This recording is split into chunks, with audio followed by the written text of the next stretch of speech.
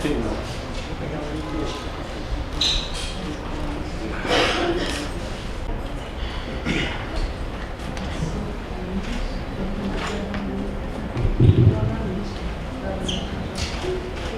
dia. Eu gostaria de agradecer a presença de todos aqui no segundo debate do CinePR, Festival do Audiovisual. Geralmente, como a gente faz aqui, é um debate que corre num clima mais, digamos assim, tranquilo. Eu sempre peço para vocês se apresentarem da forma que vocês acharem melhor, e depois a gente passa a pergunta para os jornalistas. Temos aqui uma presença de toda a imprensa brasileira, que eles vão fazendo as perguntas e tirando as dúvidas com você. Mais uma vez, obrigado e vamos ao debate. Bom, meu nome é Luca Bianchi e eu estou representando o papel do Nando no filme Paraísos Artificiais. Oi, bom dia, gente. Giovana Brandão, eu faço a Márcia, mãe dos dois no filme.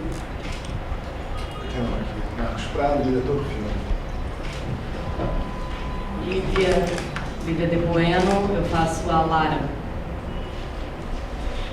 Bernardo Melo Barreto, eu faço o Patrick. Bernardo Melo Barreto, o Hélio só.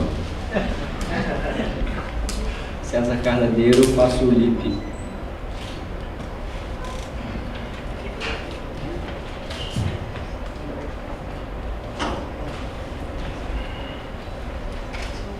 Bom, enquanto os jornalistas estão esquentando, eu vou fazer então a primeira pergunta, que eu acho que é uma pergunta clássica no CinePR.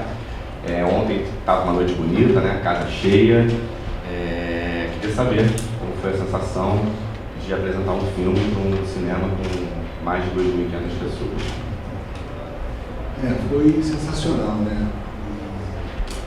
Rola sempre um nervosismo, né? Quando vai, pelo menos da minha parte, até gigantes, e esqueci até o nome da Giovana no momento. Naquele momento ali tenso, querendo agradecer muitas pessoas que participaram, né? Querendo falar da nossa, que é a distribuidora que a gente fundou, é o primeiro filme da nossa, querendo falar várias coisas que ficaram ali no nervosismo, vou resumir isso aqui muito rápido, vou embora, e a Giovana fez uma gafe terrível, peço desculpa a todos aqui, mas depois eu dei o troco, né? A nossa diva do cinema dos anos 80 está de volta, me redimindo novamente. Mas é muito interessante você ter uma plateia, né? Porque você não sabe, o filme é um filme muito peculiar, né? de singularidades, singelo, lidado em conta-gotas, e precisa que não se entregue, né?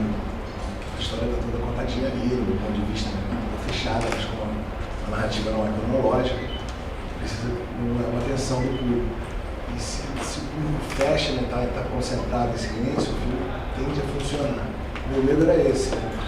Uma coisa assim um pouco dispersa pela quantidade de pessoas, as pessoas comentam. Mas foi muito interessante, todo mundo ali super concentrado, dedicado. Foi uma experiência minha. Eu me retirei da sala algumas vezes, mas eles tiveram a experiência toda e foi, o público participou, né, ria nos detalhes que a gente tinha feito sendo engraçados, eles entenderam o filme e no final deu tudo certo. Bom dia, Rafael Oliveira, do Espaço VIP. Eu queria fazer uma pergunta primeiro para todo o elenco e depois vamos falar. Que seria a questão do elenco do laboratório. Todo o filme passa a questão de conhecer um pouco sobre o enredo. Eu queria saber como foi vocês frequentaram eles, como é que foi a questão do filme. E para Marcos, a questão da localização do filme, como foi que você buscou os locais na gravação? Posso começar?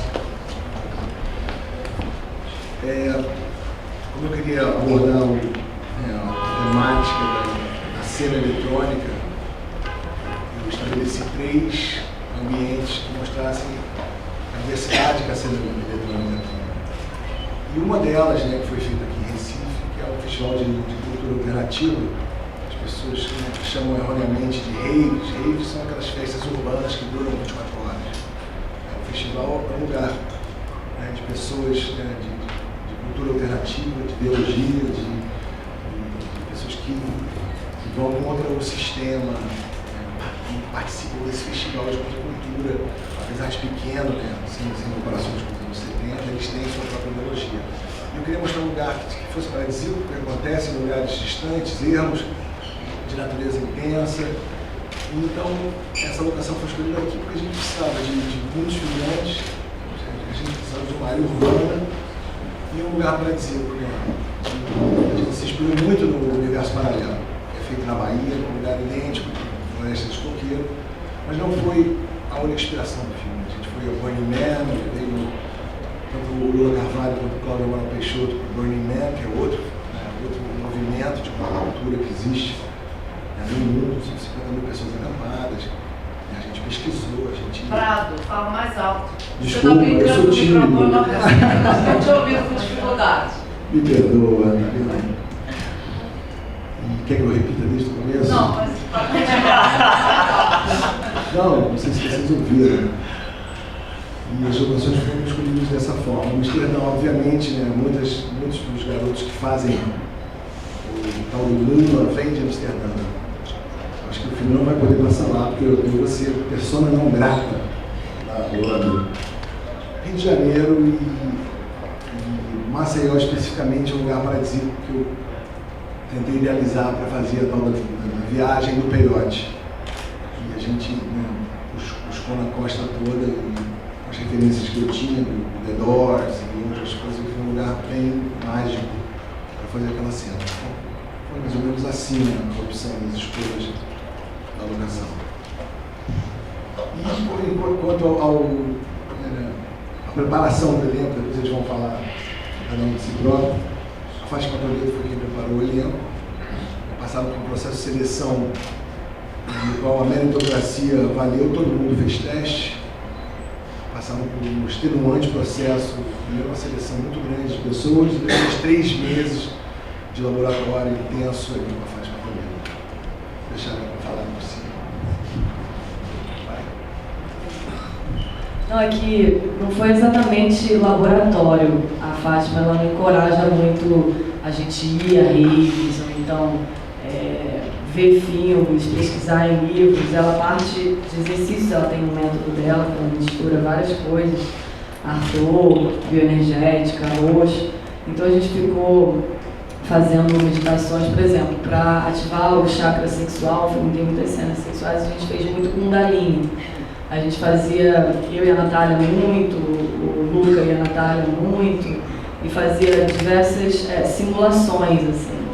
Depois a Divana vai falar um pouco como é que foi na prisão, como é que eles fizeram. E para fazer as cenas relacionadas às viagens licérgicas, a gente trabalhava muito sensações. Ela sempre parte de você mesmo, sabe? Especificamente comigo, o mais difícil foi para fazer a cena da Lara, assim. Teve um dia que foi médico lá, conversou comigo como é que fazia, como é que teria aquela catalepsia, se a mão era para dentro, se era para fora. Eu aprendi uma respiração que eu usei no teatro depois eu usei numa série que eu fiz. Enfim, a Fátima, ela parte muito de exercícios de você mesma, de dentro para fora, sabe? E eu já tive uma experiência com rave, eu tenho 28 anos, a primeira rave que eu fui, eu tinha 18 anos, eu sou apaixonada por música eletrônica, mas diferente da Lara, eu não vivi com tanta intensidade quanto a Lara. Queria até ter tido a coragem da Lara, de dreads, etc. Eu era mais patricinha, assim, conhecendo a rave. Hoje em dia eu já gosto mais de música eletrônica mais lenta, com um BPM mais baixo, assim. Mas eu sou uma das atrizes que gosta muito de música eletrônica. Pegando o gancho aqui da Fátima Toledo, eu acho também que tem um processo dela que é muito próximo a essa coisa do êxtase, que é como você falou, né, a volta, você está lá no primeiro chakra, não é só o chakra da sexualidade, mas é o chakra também do instinto, é uma relação mais profunda de você consigo mesmo. E principalmente, através desse processo meditativo, você esquecer a tua cabeça e vivenciar um pouco o processo do teu corpo, o processo sensorial. E eu acho que é um pouco que o êxtase permite, de uma forma artificial. Você estar ali vivenciando você mesmo, se aprofundando, nem que seja por um momento. Foi uma preparação intensa, foram 2 meses para mim, um pouco menos do que para o Luca. Eu trabalhei bastante sobre a sexualidade, um personagem super sexual, super animal e instintivo. Acho que a gente descobriu muita coisa durante o laboratório, acho que o Marcos acompanhou grande parte também, modificou muita coisa diante das coisas novas que surgiam. E a minha relação com o universo eletrônico vem também dos primórdios assim, da música eletrônica no Rio de Janeiro. Eu tinha uma namorada na época que curtia bastante. Eu não tinha muita relação, tinha relação através dela, mas era um universo que me instigava bastante e que eu cheguei a escrever muito sobre durante o momento. E é isso. Sobre a preparação ainda da Fátima, eu acho que uma coisa que é muito importante é a gente, quando está trabalhando com ela, você não interpreta um personagem, você é um personagem. E realmente todo o trabalho que ela faz, você fica tão dentro que é difícil até de sair, né? Eu acho que não aconteceu só comigo, eu teve semanas que eu passava durante a preparação a semana inteira chorando. Foi muito intenso, né? Você trabalhava coisas muito intensamente. Ela estava falando, inclusive, da coisa da prisão, né? A gente trabalhou muito a minha relação com os filhos e o filho preso. E no filme ele já começa, ele saindo, mas a gente teve toda a vivência dele dentro da cadeia. E é uma coisa extremamente doída, foi um trabalho muito profundo, muito, eu acho que acaba te trazendo uma verdade sobre aquela situação que realmente você sabe o que ele passou ali dentro, você na hora que ele sai ali, eu sabia exatamente o que ele tinha passado, como tinha sido para ele ali dentro, sabe, o sentimento passa a ser seu, não do personagem. E isso é uma coisa muito diferente da forma de trabalhar, mas é muito gratificante quando você vai colocar em prática, né? Tanto que o Marcon fez várias modificações durante as filmagens e era fácil pra gente quando ele mudava, porque você já era aquele personagem, você não estava interpretando ele. Então você podia subir um pouco, descer um pouco a intenção, que era mais tranquilo, não era difícil. É muito difícil para o ator você ensaiar uma coisa e chegar e mudar, né, na hora. Era tranquilo, sabe? Porque você não estava interpretando, você estava vivenciando aquilo. Né? Eu acho que isso foi muito diferente para gente. No LIP, tudo foi construído ali no trabalho com a Fátima, porque nunca tinha ido num festival de tamanha liberdade, nunca participei de alguma coisa assim, nem cheguei muito próximo a isso, nem cheguei próximo à realidade de ter um irmão que vai preso e ter um pai morto e tá passando também, tá enfrentando e tendo que aguentar o que uma mãe tá assistindo, o que uma mãe passa durante isso tudo e ele tá vendo isso e não conseguir fazer nada. Tudo isso foi criado ali no trabalho com a Fátima. E é exatamente isso que todo mundo falou. A gente não está interpretando alguma coisa, a gente realmente aprende a vivenciar o que o personagem sente. E isso é muito perigoso, mas ao mesmo tempo é muito mais gostoso de fazer. Então, o LIP foi totalmente feito no trabalho de arte. É isso. Bom, acho que todo mundo já conseguiu dar um bom exemplo do trabalho da Fátima, então vou ficar falando sobre como vou tentar dar exemplos práticos que ela usava com a gente, assim. Coisas que me marcaram e que eu me lembro, por exemplo, para preparação, né, do primeiro êxtase que nós tomava, ela colocava a música bem alta e ficava colocando eu e Bernardo para rodar, até ficar muito tonto. A gente ficava muito tonto, rindo. A gente começava a fazer a cena, né, para ter aquela sensação. Vocês começarem a entender que realmente ela parte do corpo. Outra coisa que que me marcou muito, assim, eu tive um período maior do que todos, porque o Nando passa por mais transformações. Tá fazendo barulho? Tá aqui? É porque deve ter algum microfone direcionado para você, tem que ficar tudo vertido.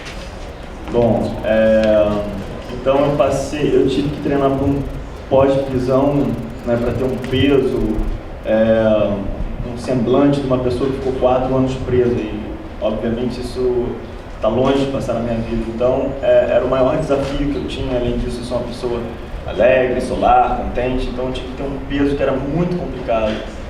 Então, para isso, ela fez uma porção de restrições. Assim, eu ficava em casa, não podia sair, não podia ver meus amigos, só podia ir para o treino, voltar.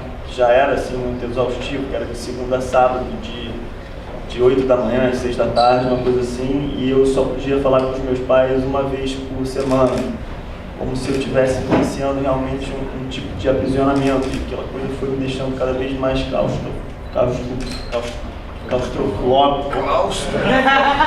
claustrofóbico, exatamente. Então foi me dando uma coisa, e aí quando eu comecei a conseguir olhar de fora, que é uma coisa muito difícil, porque você está dentro daquele negócio, então você está sofrendo pra caramba, e ela fica colocando um terror psicológico, e depois, quando você começa a perceber o trabalho que ela está fazendo, ela já fez.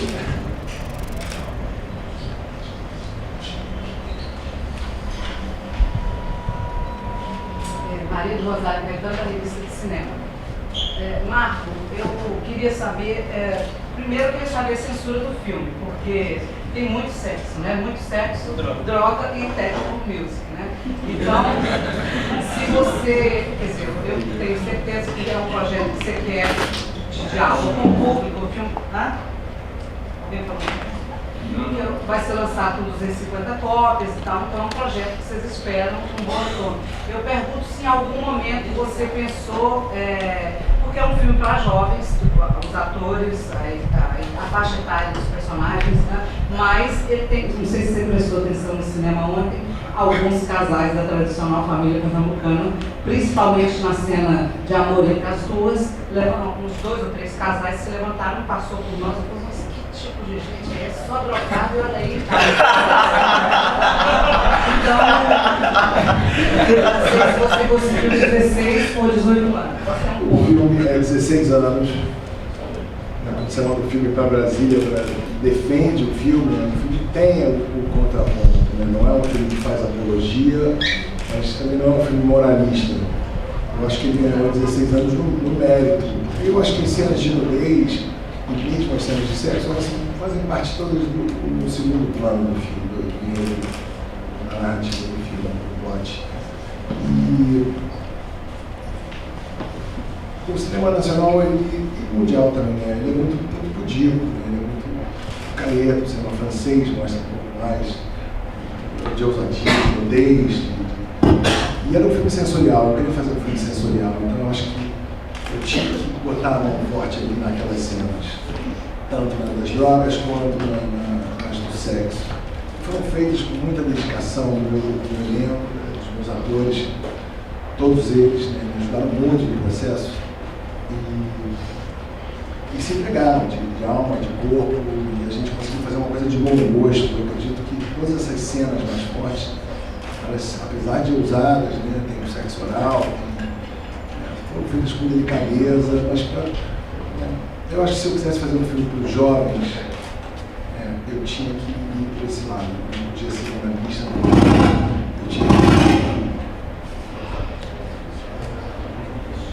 eu tinha que tentar conversar com esse jovem. E eu acho que uma maneira boa era fazer cenas sensoriais e exagerar, dar uma coisa nova para casa do cinema, independente do que viria. Se viesse 18, seria 18.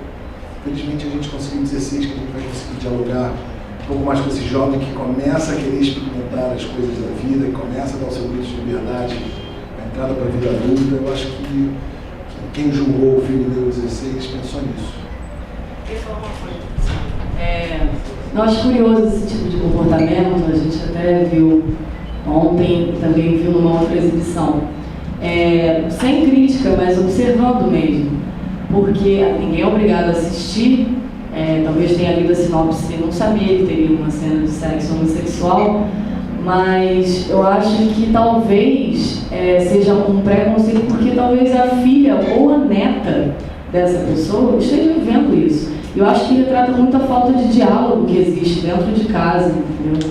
E eu acho legal o filme estar levantando esse tipo de polêmica, porque tem que existir o diálogo. Se eles não querem olhar para isso, o filho nunca vai ter a abertura de conversar sobre isso. Vai fazer as escondidas.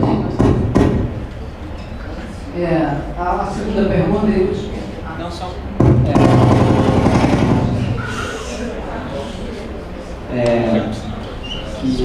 Por verdade, isso aí tá acontecendo com todo mundo. Todo jovem em algum momento vai passar por isso e vai querer conversar sobre isso com os pais, ou o amigo vai passar, ou alguma coisa assim. Porque a única coisa que eu ia falar é que a melhor coisa é você ir jovem e assistir o filme, e se possível você chamar o seu pai para assistir o filme e conversar com ele depois.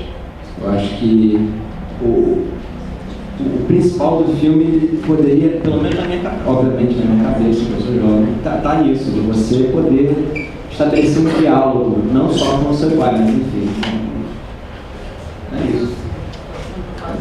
Eu falo bem alto. A segunda pergunta.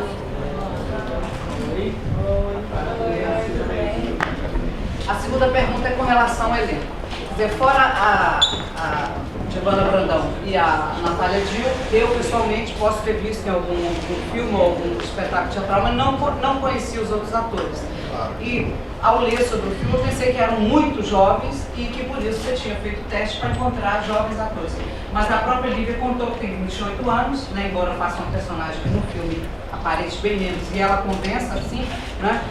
Eu pergunto como é que se deu o processo da escolha do elenco. A Giovanna, eu lembro dela da Yara lá da Dança dos Bonecos em Raton, acho que da novela Corpo Santo da Manchete, né? Eu queria saber da Giovanna o que ela fez depois que você falar da escolha do elenco, o que você fez nesses anos todos, depois dos anos 80, daquele boom em televisão e cinema, o que você vem fazendo? A escolha do elenco foi feita nesse processo, primeiro aberto para o público, conversei muito com a Fátima, o roteiro juntos, disse as características dos personagens que eu queria, mas todo mundo passou por testes, né? Então a gente foi afunilando até chegar a duas pessoas para cada personagem. E obviamente no meio do processo dela, né, já ficava muito visível quem seria. Claro que no processo final, né, todos os atores do mesmo nível de talento, de tudo mais, quem tivesse um físico de role mais característico do personagem, foi feito assim, meritocracia mesmo, não teve. Até a Natália, que é um pouco mais conhecida por eu já querer, não, quero uma pessoa famosa, né, uma carreira na televisão, não, foi para teste também, e todo mundo passou na meritocracia, no talento, foi feito assim, afunilamento e decisão. Claro que eu tinha que ter um garoto mais novo, tinha que ter uma menina que parecesse, apesar de 28, parecesse 23, né, tanto o Bernardo também, eles tinham que ser caracterizados e foram muito bem caracterizados pelo Martinho, o Luca. Eu acho que foi muito interessante mostrá-los num período de tempo, depois, 6 anos depois. Eu acho que eu respondi essa pergunta. Mas eles vieram do teatro, de onde? Vieram do teatro, vieram da seleção, o Luca já fez televisão, já fez teatro, o Bernardo também. Além de tudo, o Bernardo é produtor, né? Já tem experiência, o Cezinha já fez várias minisséries, vários filmes. Acho que cada um podia falar por si o que já fez, né? Para eu ficar falando de vocês podiam falar onde vocês passaram. Mas foi do talento. Vou tentar ajudar aqui para dar uma explicada. Primeiro, aconteceu um teste que era gigantesco. Assim, acho que eram, 400 pessoas, 500 pessoas. Era quantos jovens o Macão pôde encontrar. Depois dessa seleção foi para um segundo teste, que já teve uma diminuição para 100 pessoas, alguma coisa assim.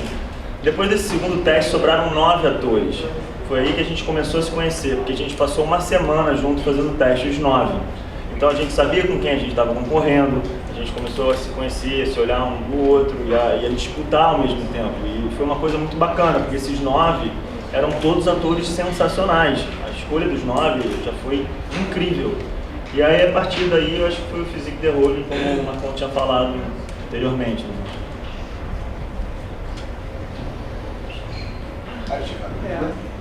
Te respondendo a pergunta. Bom, eu obviamente comecei com cinema, né? Fiz vários filmes e era uma época de cinema muito legal no Brasil, que tinha muita coisa. Fazia 4, 5 produções por ano. E de repente a gente teve o Collor. E acabou o cinema. E quando aconteceu isso, eu gostava, realmente, meu trabalho era muito mais de cinema. Então eu parei, fui trabalhar com a Ação da Cidadania, com a campanha do Betinho, fiquei durante mais de 10 anos coordenando essa campanha. Só que ator é um bichinho que fica lá dentro e que uma hora volta, você não tem como. Então, já há alguns 4, 5 anos eu resolvi voltar a trabalhar no que eu realmente gosto e voltar trabalhando com o Marcão, para mim, é um privilégio, um príncipe dirigindo. Então, foi muito bom, foi muito... Realmente, eu acho que eu voltei muito bem, sabe? Assim, com muita...